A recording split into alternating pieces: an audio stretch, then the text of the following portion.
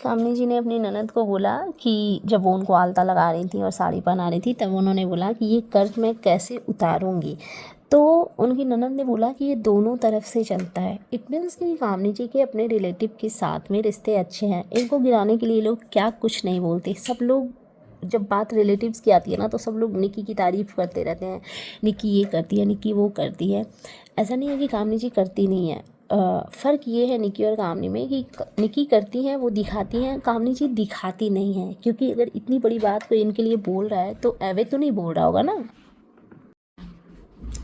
एक चीज़ ना एक्चुअली समझ नहीं आता है कि ये किस टाइप की जॉइंट फैमिली है, जहाँ पे देवरानी अलग पूजा करती नज़र आई, जेठानी अलग पूजा करती हुई नज़र आई, और कामिनी जी जिस तरीके से आपने अपने सिस्टर इन लॉ से हेल्प मांगा ना धनु के खाने के लिए, यही रीज़न है कि मैं हमेशा कहती हूँ कि फैमिली में एक तालमेल बना करके इंसान को रखना चाहिए। देखो, आज आपकी ननद थी और उनके साथ में आपकी बॉन्डिंग बहुत अच्छी है, तो वो आपके लिए कितनी हेल्पफुल हो रही थी, मतलब हम लोगों को देख के अच्छा लग रहा था। और ऐसी ही होती है फैमिली। अगर देवरानी और जेठानी के बीच में प्रॉब्लम हो तो बहुत सारी जगहों पे ना, बहुत सिचुएशन में आपको बहुत सारी डिफ़िकल्टीज फेस करनी पड़ती है दोनों को। सपोज़ कि आप किसी चीज़ में बिज़ी हो, मतलब आप ऐसे काम में, जैसे आज आप बिज़ी थी मेकअप करने में, उस टाइम पे धनु जब आया तो उसके लिए नीचे जा कर के पराठे या रोटी या चावल जो भी बनाना या देना, मतलब मेकअप के बीच में जाना थोड़ा परेशानी हो जाती है। तो फैमिली मेम्बर के साथ में जब अच्छे तालमेल रहते हैं ना, तो हमें हेल्प मिलती है। इसीलिए मैं कहती हूँ कि इंसान को अपनी फैमिली के साथ में अच्छा बना कर रखना चाहिए। क्योंकि जिस तरीके से एक देवरानी अपनी जेठानी को हक के साथ बोल सकती है ना कि दीदी मेरे लिए थोड़ा सा ये कर दीजिए ना, मैं इन चीज़ों में बिज़ी हूँ, या मेरी तबीयत ठीक नहीं है, आप मेरा ये काम कर दीजिए, या जेठानी भी देवरानी को कह सकती है, उस तरीके से आप अपनी मदर इन लॉ से हेल्प नहीं लेते हो। मतलब थोड़ा ऑकवर्ड हो जाता है, बिकॉज वो क्या बोलते हैं, एज वाइज भी हमसे बहुत बड़ी होती हैं, और वैसे भी रिस्पेक्ट एक सास का नेक्स्ट ही लेवल का होता है। तो पता नहीं, कुछ लोग होते हैं जो ऐसे सास को ऑर्डर करते होंगे भाई, मतलब मैंने तो नहीं देखा कि नॉर्मली ऐसा लोग करते हैं। तो यही रीज़न है कि मैं बार बार एडवाइस देती हूँ कि देवरानी जेठानी के बीच में अच्छे तालमेल होने चाहिए, ताकि आपकी लाइफ इजी हो। और जिस घर में, जिस जॉइंट फैमिली में अर्निंग अलग अलग है, उस घर में, जॉइंट फैमिली में लड़ाई का मतलब मुझे समझ नहीं आता। अगर जॉइंट फैमिली में जॉइंट बिजनेस हो तब लड़ाई का एक मुद्दा रह जाता है, अदरवाइज़ तो एक्चुअली मुझे समझ नहीं आता। और फाइनली कामिनी जी का मेकअप लुक आ गया है, करवा चौथ लुक, तो उस पर बात करेंगे डिटेल्स में। So hey everyone, good afternoon, welcome back to my channel. I hope you all are doing great. तो सबसे पहले, अगर आप मेरे चैनल पे नए हैं तो मेरे चैनल को सब्सक्राइब कर लीजिए, वीडियो को लाइक करना बिल्कुल भी मत भूलिए। थोड़ा सपोर्ट करो यार, वीडियो बनाने में बहुत मेहनत लगती है, तो थोड़ा सा please support me guys. And मेरी तबीयत थोड़ी ठीक नहीं थी, फेस बहुत डल हुआ पड़ा था, दैट्स वाई मैंने ना इस टाइप से फेस हाइड करके वीडियो बनाया। अब मैं बेंगलोर आई हूँ ना, मेरे साथ यही रोज़ हेल्थ का रहेगा, मैं बिल्कुल भी ठीक नहीं फील कर पा रही हूँ। तो चलिए बात करते हैं कामिनी जी के बारे में। तो सबसे पहले कामिनी जी अपनी ननद को हेयर वॉश के लिए लेकर के गई हैं। इन चीज़ों में इनके घर में बहुत कंपटीशन होता है, क्योंकि निक्की बाल स्ट्रेट करवाने के लिए अपनी ननद को ले गई थी, तो अब हेयर वॉश के लिए कामिनी जी लेकर के गई हैं। तो चलो अच्छा है, एटलीस्ट आपस में ना सही बट फैमिली का ख्याल दोनों मिल के रखते हो, ये बेस्ट चीज़ है। एंड उसके बाद में कामिनी जी ने अपनी वीडियो में रेड सूट के बारे में बात किया, जो कि रेड सूट काफ़ी काफ़ी प्यारा लग रहा था। मतलब ऐसे लग रहा था ना कि जैसे नहीं नई नई दुल्हन आती है और शादी के नेक्स्ट डे एकदम से नहा धो के रेड सूट में तैयार होती है। बिल्कुल पंजाबी सूट टाइप का लग रहा था। पंजाबी सूट तो नहीं था, बट हाँ मतलब वो थोड़ा वाइब्स दे रहे थे। और बहुत ही मरून कलर पे जो गोल्डन का जड़ी वर्क था वो बहुत सुंदर था। लेकिन वही है, जब मैंने सुना ये मीशो का है तो मेरा थोड़ा सा दिल टूट गया। पीपी लिंक वाले सूट थे, बट चलो खैर कोई नहीं।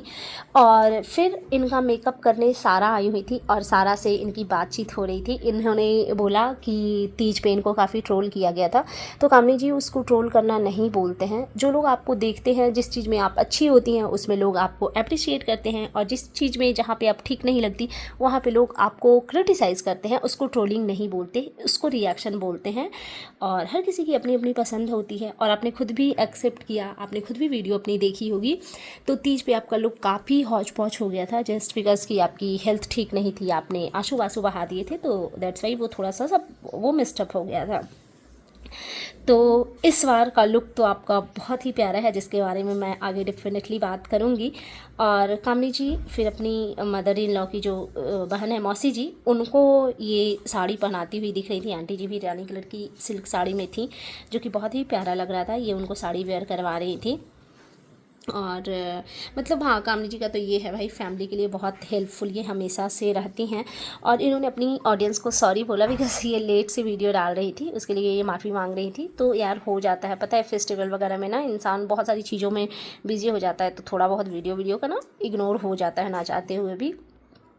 और फिर इन्होंने डिस्कस किया कि ये पटना इवेंट में जाने वाली हैं। तो हाँ, यही है आपकी अच्छाई जो आपको बहुत तरक्की की ऊंचाइयों तक पहुंचाएगा। आप ऐसे ही अपना काम ईमानदारी से करते रहिए, किसी के प्रति भी मन में ग्रजेस मत रखिए। अगर कोई आपके ऊपर रिएक्शन रॉन्ग भी दे रहा है ना कामनी जी, अगर कोई आपके ऊपर निगेटिव रिएक्शन भी दे रहा है ना, आपकी अगर मेंटल हेल्थ उससे ख़राब होती है, अगर आप डिस्टर्ब फील करते हो उसके वीडियो से, तो आप उसको देखो मत। ये बेस्ट ऑप्शन है, बिकॉज जो रिएक्शन वीडियो बनाते हैं वो आप ही के लिए सिर्फ नहीं बनाते, ऑडियंस के लिए बनाते हैं। तो आप मत देखो और आप अपना काम ईमानदारी से करो, क्योंकि किसी 1 2 4 लोगों की क्रिटिसाइज़ करने से मुझे नहीं लगता कि आपको कुछ भी फ़र्क पड़ेगा।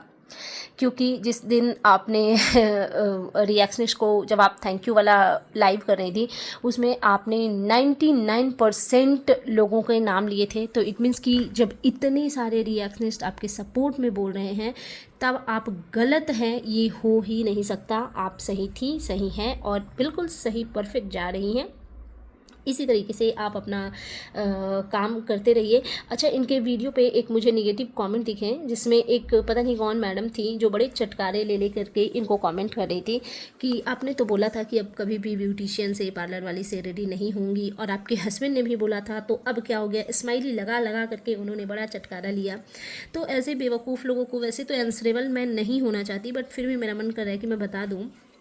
इंसान जब कुछ नया एक्सपेरिमेंट करता है ना, और वो चीज़ जब बिगड़ जाती है, तो उस टाइम पे दिमाग में यही आता है कि नहीं, अब मेरे को नहीं करना है, अब मैं इस चीज़ को तो करूँगी नहीं।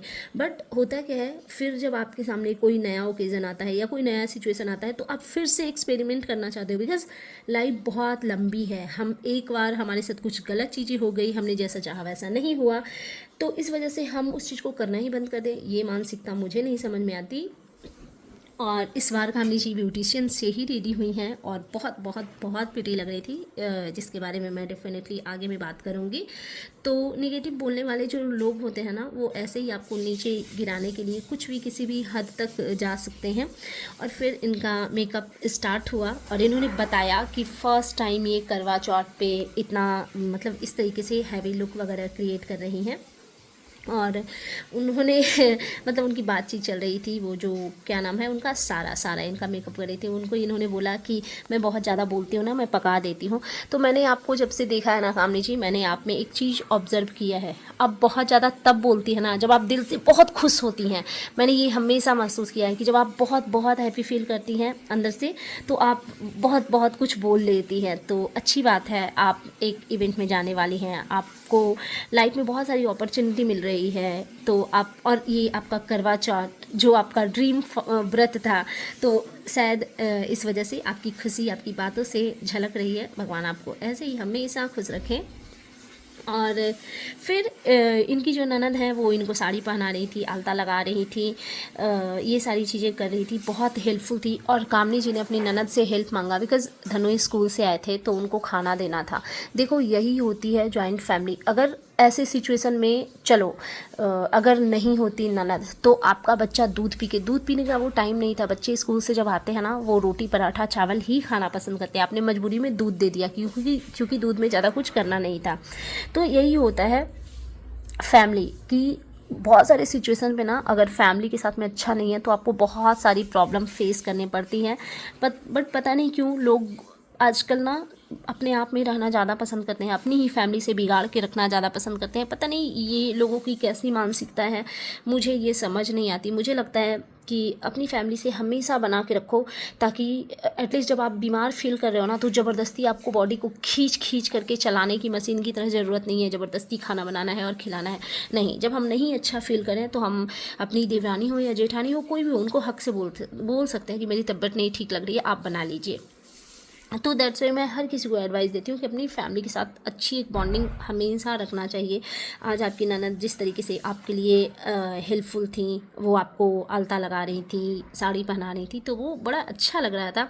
और बेस्ट चीज़ ये लगा, इनकी ननद को इन्होंने बोला कि वो तुम मुझे अलता लगा रही हो, ये कर्ज कैसे उतारूँगी? तो इनकी ननद ने बोला कि दोनों तरफ से होता है। दैट मीन कि कामनी जी के रिश्ते लोगों के साथ में अच्छे हैं। लोग कितना इनको नीचे गिराने के लिए कहते हैं ना कि निकी अपनी रिलेटिव के को ये करती है, वो करती है, कामनी तो कुछ करती नहीं है। नहीं, ऐसी बात नहीं है, कामनी सब कुछ करती है, बस कामनी दिखाती नहीं है। That's it.